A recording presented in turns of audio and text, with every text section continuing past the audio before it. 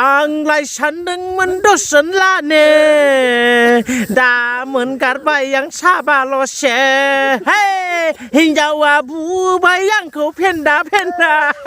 Hi guys, welcome back to my channel. So guys, for दिनैनि कन्टेन्टआ खोब गोलाव content नङा खिन्थु most interesting आरो clarification कन्टेन्ट लानानै फैदों नोंथांमोननि थाखाय नोंथांमोना स्किप खालामालासिनो जोबजासिम नायदो guys फोर बिदिब्ला भिडिअखौ स्टार्ट खालामनोसै guys फोर टें टें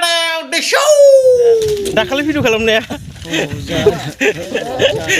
so guys फोर दाखालि भिडिअ खालामनाया नै हाखराव फबजानाया थांखांफिनबाय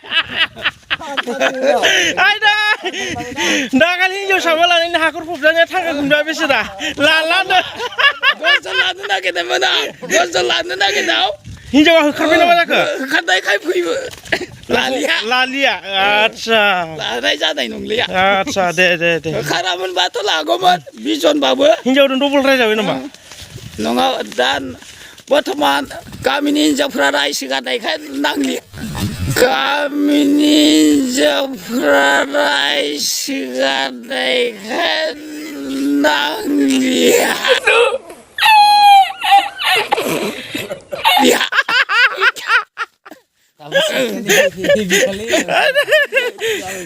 ओरैनोसो खालामनायमोन होनना बुंना लादोब्रा गोख्रैनो नङाबा नंखौ सानमारगोन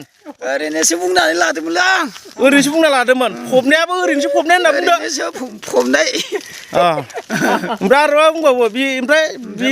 बे मोनसे शुटिं खालामनायनि थाखायनो हिन्जावदों दोखो दोखो दांजाबा शुटिंनोबो गाइसफोर मोनसे शुटिं खालामदोंमोन दाखालियो रिल मोनसे बानायदोंमोन इन्सटाग्रामाव हनै रिल मोनसे बानायदोंमोन आरोना गाइसफोर बेनिफ्राय एकदम बेखौनो फिल्म मोनसे बानायनायमोन मोनसे बानायनायमोन जादोंना जायाखै मोजाङै मानसिफ्रा नायबानो जाबाय हिन्जावा दोखो बानायदों नोंखौ ओमफ्राय हिन्जावा दोखो सेस ओरैनोसो खालामनायमोन गाइसफोर ओरैनोसो क्लियार जाबाय दायो क्लियार हसाइन नङा फिल्म शुटिं खालामनायालाय ना दे जाबाय क्लियार जाबाय जाबाय दा जायाखैब्रा आरो देखायबाव हिन्जाव साबानि हौवा बायदिसो नुखाथारदो सुटिंनिबो दे मोसादो दे माबायदि मोसागोन बागुरुम्बा मोसाब्रा आंलाय सानदोंमोन दसेनलाने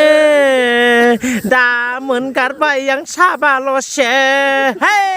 हिन्जावा बुबाय आंखौ फेन्दा फेन्दा No.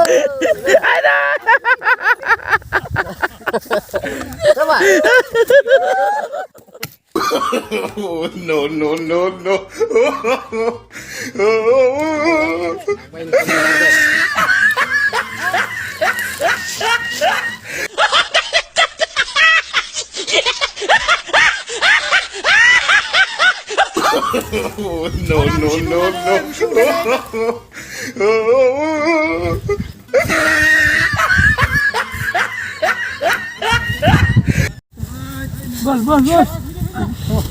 र' आं फन खालामनि No.